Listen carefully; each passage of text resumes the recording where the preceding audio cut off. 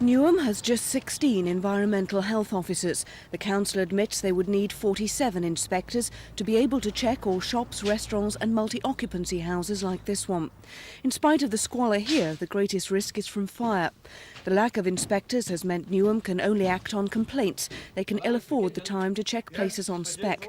They can only visit food premises where there's a high risk of a large number of people being affected. They've insufficient resources to monitor industrial pollution.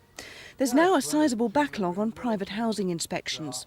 We are getting so many complaints in each week that we are unable to cope, and a backlog is building up and has built up over the past months.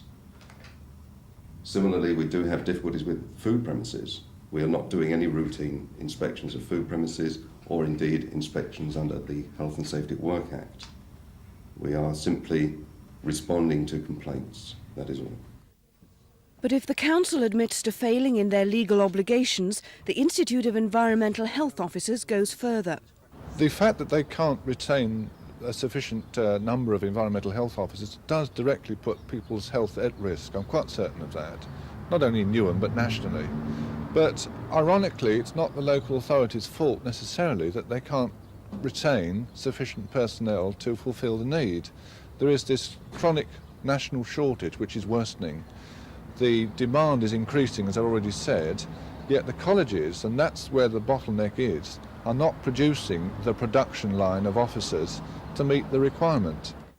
The Institute insists it's the government which must be pushed into setting aside more resources for training. Too few inspectors, they say, can seriously damage your health. Judy Laybourne in Newham for Thames News. Solid enough anyway, I'll give you that. Inside.